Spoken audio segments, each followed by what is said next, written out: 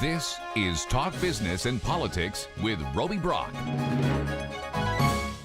I'm Roby Brock. It's Monday, September 12th. Welcome to today's Talk Business and Politics Daily. Here are today's top stories. It's no secret that Walmart's pending acquisition of Jet.com in the U.S. and recent partnership with JD.com in China are strategic plays the retail giant hopes will help its own e-commerce brand in the future. Walmart Store's Chief Financial Officer Brett Biggs recently told analysts that the moves are part of the retailer's growth plans in the changing retail dynamic. He added that Walmart is excited about the differences in the brands and how leveraging one against the other is likely to improve Walmart.com.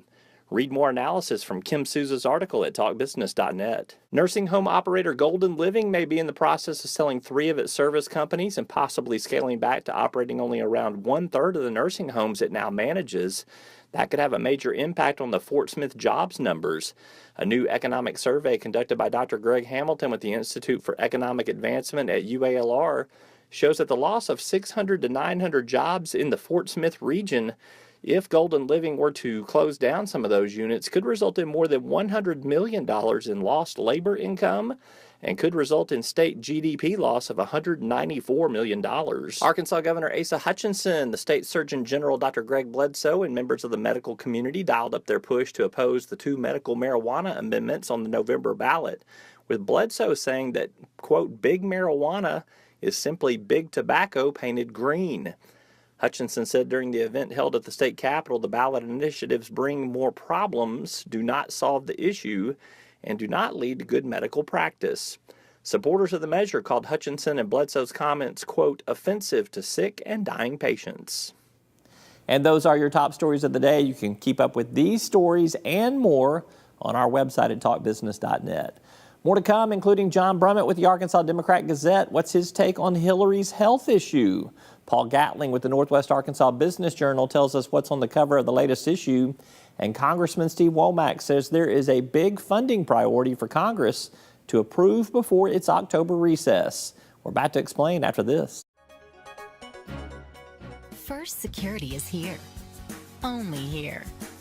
So that means we're here, here, and here. Even here. And definitely here. Because here is where we want to be for you. First Security Bank, only in Arkansas. Arkansas's most abundant natural resource provides the core asset for Deltic Timber Corporation. In addition to the sustainable yield stewardship of its well-stocked timberlands, Deltic adds value by integrating its efficient wood products manufacturing facilities, as well as through planned development of commercial and residential real estate. Deltic Timber Corporation, creating value for a growing Arkansas. On Mondays, we sit down with John Brummett, political columnist with the Arkansas Democrat-Gazette. Always good to have him with us. Welcome. Always a pleasure to be here. Yeah, you got a week off last week because of Labor Day. Did you have a restful Labor Day? Yes, I did.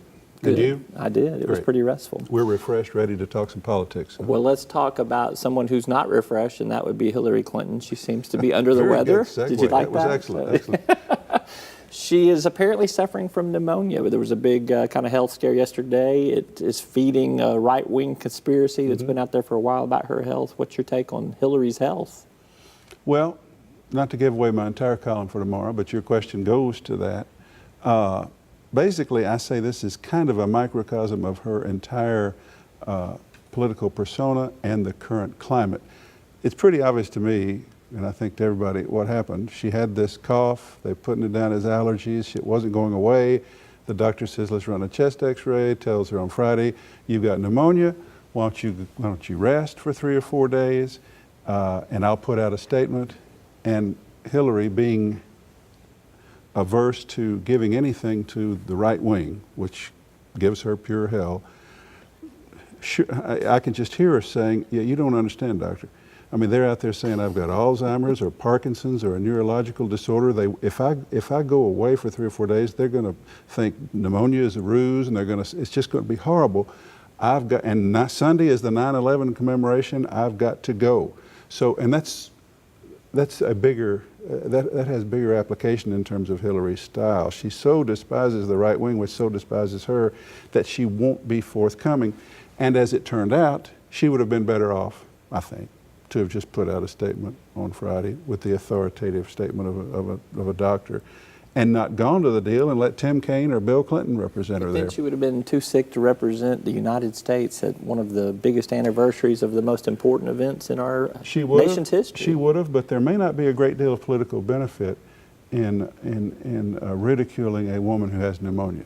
And we're seeing now, Trump doesn't want to. He has pulled back, unlike what we've seen in previous controversies. Yeah. So I just thought it was a cautionary tale and a case study, a way to look at this race.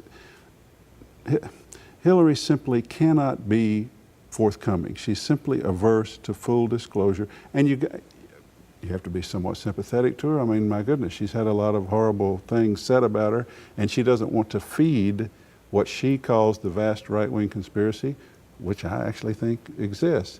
But, you know, in the end, it probably would have been better to weather that on Friday and not have that alarming image of her appearing to have some sort of episode. You know, the video I saw, you couldn't even tell it was her. I mean, I believe that it did happen, but when I first saw the video, I thought, I'm not even sure that was Hillary Clinton. That could have easily been a staged pick, you know, kind of deal.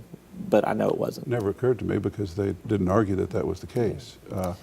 And the people are saying she handled it poorly that day. I disagree with that. You don't want to suddenly announce at the 9/11 commemoration, I'm about to faint, I have pneumonia, and take attention away from the event.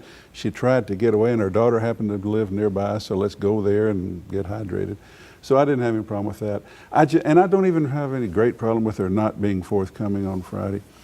But it's just a study of this race, yeah. and the fact that her bigger problem, Lars, is that people don't always think she's telling them straight. That's going to be a bigger problem in the long run than 3 down days with pneumonia and the right wing saying it's something worse, which they've been saying anyway. Yep. Late last week, you wrote a column about Colin Kaepernick, the San Francisco 49er backup quarterback, and his protest of the national anthem. You think he's getting a bad deal out of this whole rap? I think that it's a deal at all is unfortunate. It was sort of the take I tried to say. Well, it's a bad deal in terms of these people who say he ought to be sanctioned for doing this, or that the police detail shouldn't go provide security at the games. You can't be punished for free expression in a free society, and that's just but the opposite side of free expression is the freedom the rest of us have to just ignore it and not make a big deal of it. And I'd like us to have that kind of what's the French phrase? Laissez-faire, just let it go. Just okay, there he is. But this is a flag burning type issue, which also is not a big deal to me. A guy wants to be make a spectacle of himself and burn a flag. The way to deal with him is just walk on by. Now, the opposite side of that I heard from the right wing saying, yeah, well, okay, how about somebody waving a Confederate flag? You don't sing the same tune on that. Actually, the Confederate flag debate is largely about public symbols. It's about having it, flying it at the state capitol, or having its image on the state flag, or having a boulevard called Confederate. In Colin Kaepernick's viewpoint, though, that could be the same thing. It could be a public debate about that as well. Well, sure, and if somebody wants to stand out here and wave a Confederate flag, then I think they deserve to be as ignored and treated as indifferently as Kaepernick does. What I'd rather we have is substantive discussion about these things. That would be much better than to finally let something get into the forefront of our dialogue only because somebody's pulling what's kind of a stunt. Let's take the forefront of the dialogue a step further. There's another good segue here you can compliment me on. Yeah. Arkansas beats TCU this weekend. Big victory for the Razorback Hogs. Miss Arkansas is now Miss America. Did you see my tweet? This is going to kill Arkansas's low self-esteem. What are you going to write about? Well, actually, Arkansas has managed to have a low self-esteem even when things like this happened before. Because as I put on Twitter today, this is 1964.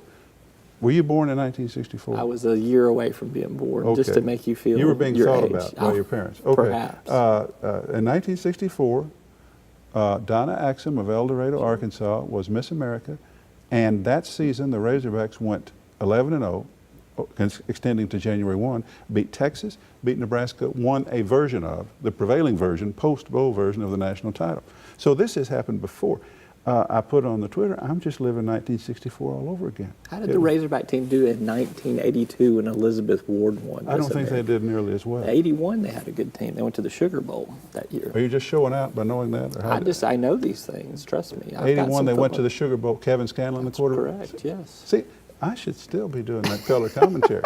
Don't you think? I haven't heard anybody, nobody at the university has contacted me about that. Well, it'll be forthcoming soon enough. So All they right. probably want to get the paperwork anyway, in order so you can sign at the time that you commit. It is, these are high times for Fayetteville and University of Arkansas at Fayetteville. Their football team is doing well, and the co-ed there, right? She's a co-ed, Yeah. Miss America. Yeah. Pretty cool. It's just 2-0. It's early in the season, but I know you can turn on them in a dime if they start tanking. Well, right? that's the benefit of being a commentator. Don't you see? Nobody's keeping score on me, I hope. He's John Brummett with the Arkansas Democrat Gazette. It's always good to have him with us. You can catch him 4 days a week in the paper. You can catch him 1 day a week in his online column, and every day, multiple times on his Twitter feed, correct?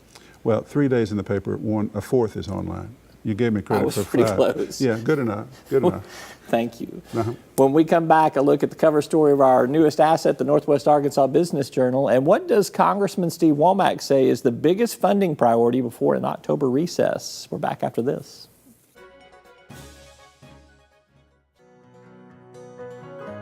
Each day, the promise of our nation begins again.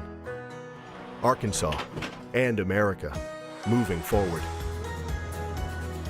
I help make that promise a reality.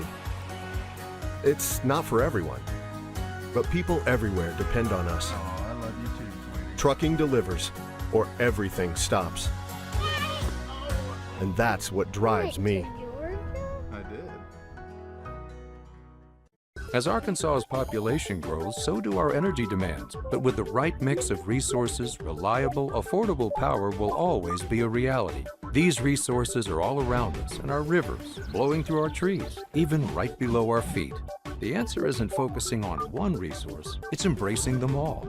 The electric cooperatives of Arkansas know that a balanced approach to power builds our communities and powers our dreams. Visit themixmatters.com and see why there's power in knowledge.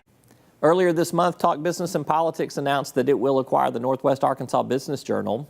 With our pending merger moving along quite nicely, I asked editor Paul Gatling to give a description of who and what is the cover story of the latest issue that just came out. The cover story is about the timely transition of the Chief Executive Officer of Cobb Vantress in Siloam Springs. It's a subsidiary of Tyson Foods Incorporated, and in this 100th year of their company, they are introducing a new CEO. I believe his official start date is October the 1st. They revealed the change in April, and they've been gearing up for it to take place in October. So that's what our reporter Jeff Della Rosa has been working on for the last couple of months. Really, it was actually a chore to get both of those guys in the same room and talk at the same time, and also actually get a photo of them to go on our cover. So I told him 2 months ago, write this story, and then when you're done with it, we'll have it. So there wasn't a timeline on it, but he took some time and was able to get those guys together and wrote a good story. Check out the story online at nwabusinessjournal.com. A quick break and we'll find out what Representative Steve Womack says Congress must fund before it breaks for an October recess. We're back after this. Circuits turn on the lights by making a connection, by closing the loop. At Entergy, we believe our economy is circular too. What you put in comes back. So we invest billions in new infrastructure, which helps attract new industry, which helps create new jobs. We partner with local communities to electrify the economy, and together we power life. Entergy. You've likely heard of the Great Arkansas Treasure Hunt. In fact, you or your business may have property to claim in the hunt. But where does this treasure come from? Businesses like yours. The law calls it unclaimed property. If your business is holding money on its books that you've not been able to return to the owner, it's most likely unclaimed property, and the law requires it to be sent to the state auditor's office each year. Auditor Andrea Lee's office can make the process for businesses to comply with the law easy and straightforward. Help us help you return Arkansans' unclaimed property at auditor.ar.gov. Congressman Steve Womack, who represents the 3rd District of Arkansas, was a guest on this week's TV edition of Talk Business and Politics. We talked about what might realistically happen before Congress recesses in October, and Womack said it was imperative that one critical funding issue find its way to the president's desk. Well, it's Zika. I mean, we've got a major humanitarian crisis going on, not just around the world, but clearly in our southern United States. And the fact that the House has taken action and we've got a compromise piece in the Senate, but we've got a filibuster going on in the Senate, and I think they tried to invoke cloture on that issue this week and failed to do it. Maybe it was yesterday, but look, we can't leave town and not have addressed the emerging crisis of Zika in this country. So when I came back to Washington for the remainder of this particular session of Congress before the elections, I knew that we need to fund government and we need to provide some kind of package for the Zika program, but I'll have to defer to the Senate Democrats to explain just where Zika is going right now. We got a $1.1 billion bill over there right now that is tied up with a Senate rules. So those are the two things that I think have to be done. Now, there will be some more things that will bubble up here in the next couple of weeks, but those are the two primary things that need to happen before this Congress breaks for the election. That's Congressman Steve Womack, Republican from Rogers. You can view his full interview at talkbusiness.net. That's all for today's Talk Business and Politics Daily. Thank you for watching. We'll see you next time.